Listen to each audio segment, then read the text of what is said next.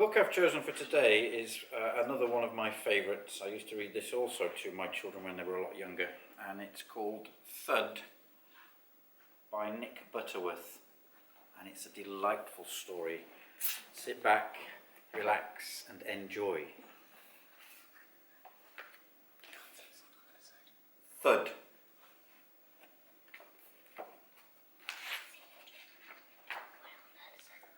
What is that creature? Does it have a name? Where did it come from? It's very strange.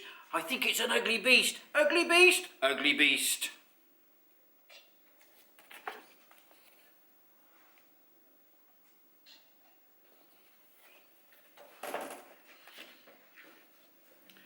Basil, the bush baby, yawned. He had not had a good night's sleep. The arrival in the middle of the night of the mysterious, ugly monster had disturbed just about everyone. Now Basil fancied a snooze in the sunshine. He tied a small hammock between two stumpy trees and climbed in. Soon he began to doze, but not for long.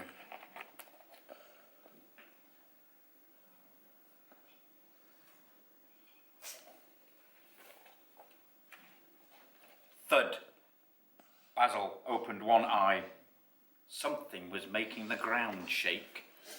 Thud. There it was again, stronger this time. Basil's hammock began to sway. Thud. Thud. What's happening? Said Basil as his hammock bounced up and down. Thud. Thud. Thud. The ground shook terribly and Basil was bounced right out of his hammock. Suddenly, a great shadow passed over him.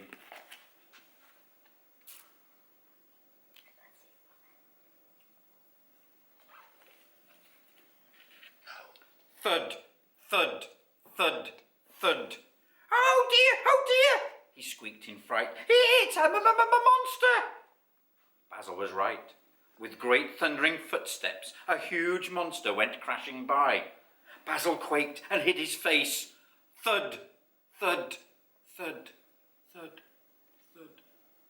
The footsteps grew fainter. When Basil could hear them no longer, he dared to look.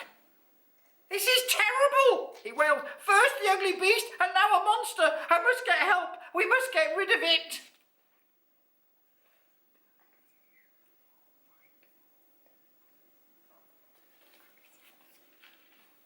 Spike the porcupine was eating some stickleberries when the bush baby found him. Help! Please help! Cried Basil. The porcupine quickly pushed the rest of the stickleberries into his mouth. How can I help? He said. Basil told Spike about the monster. Please, said Basil, can you make it go away? Your spines look sharp and fierce. I'm sure it would do what you say. Spike frowned. No, he said, I'm not very good at getting rid of monsters. I can do dogs, he said, and pigs. Spike thought for a moment. That gives me an idea, he said. Follow me. Piers, the warthog, was admiring his face in the pond. Excuse us, said the porcupine politely. We're having trouble with a monster. Can you help? We think that if you made a terrible face and showed your tusks and lots of sharp teeth, we think you could scare it away. Piers looked into the pond again. No, he grunted. That's no job for me. I'm much too beautiful for that, don't you think? Basil and Spike had to agree. But, said the warthog, I have an idea. Follow me.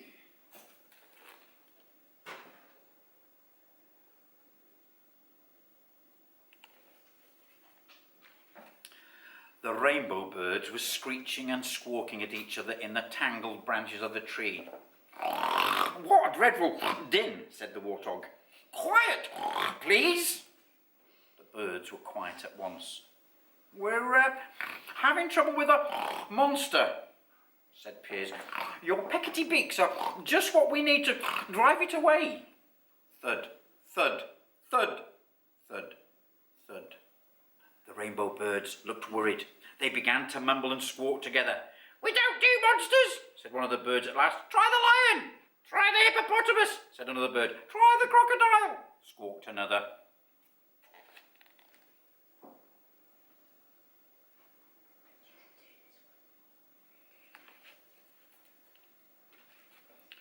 Ralph the lion couldn't help. "I've got a sore throat," he said. Delilah, the huge muddy brown hippopotamus, was busy. "I'm having a bath," she said. "So sorry." Humphrey the crocodile just moaned. Can't help. Got toothache." Nobody wanted to face the monster.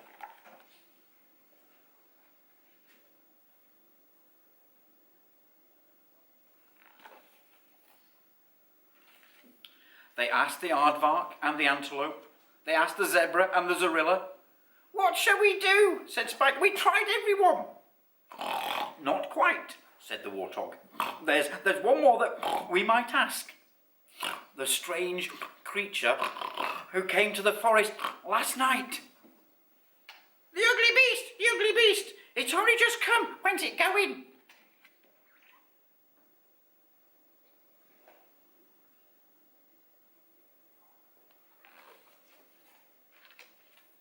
The creature they called the ugly beast was not like anything they'd ever seen before. Where it had come from, no one knew. Whether it would be fierce or friendly, they could only guess. Pierce the warthog set off and led the long procession towards the dark forest. There they came upon the ugly beast.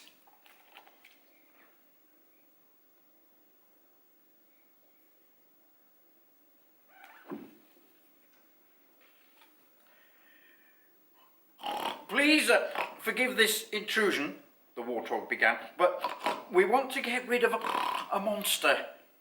Yes, we do, squawked the rainbow birds. "Look here, old chap, do you think you might frighten it away?" said the lion. The strange creature looked sad. "I might," he said, "one day when I'm fully grown, but now I'm too little."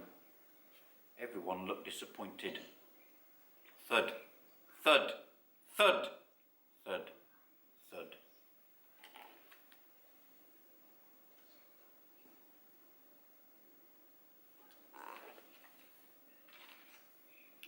"Wait," said Basil. "It's simple. None of us can make the monster go away on our own, so we must all do it together." That is a clever and brilliant idea," said Ralph the lion. His throat was suddenly much better. "These great footprints will lead us to the monster," he said. "Come along now. Smallest at the front, tallest at the back, just so the monster can see everyone." Thud, thud, thud, thud. The footprints led them past great trees and over the muddy bed of a river. "That's it, keep going," called Ralph from the back.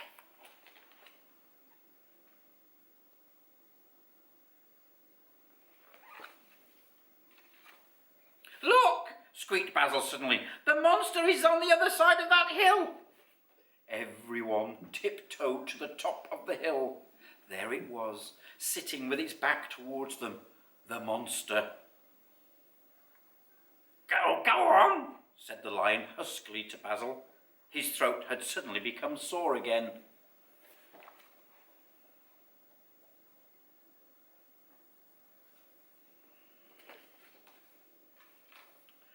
Basil looked back at everyone.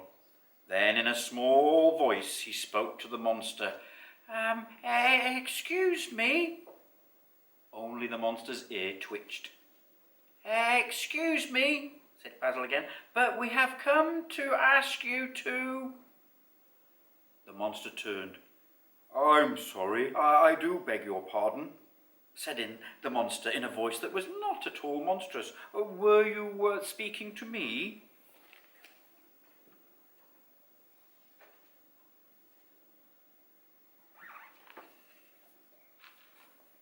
Suddenly, a voice called out from the crowd, "Mother!" Everybody stared in amazement at the ugly beast. "Mother? It's his mother!" "The monster is his mother." "It can't be!" "It is!" The monster beamed a great big smile and shouted out loudly,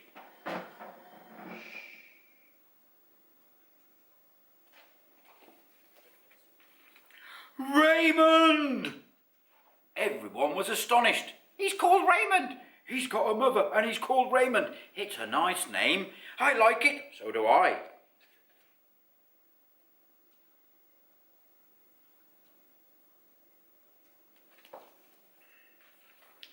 Raymond ran to his mother and she hugged him. I've been searching everywhere for you, she said. Then she turned to Basil. I'm sorry, you were asking something? Said Basil, we came to ask you. That is, we wanted to ask you. Basil paused and took a deep breath. Will you stay with us?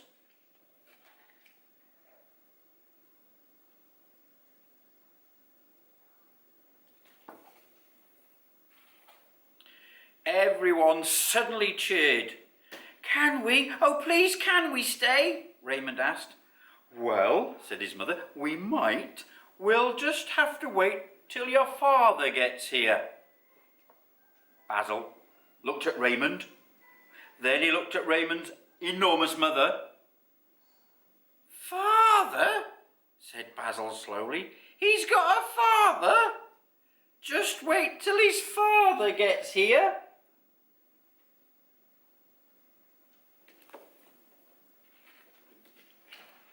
Thud, thud, thud.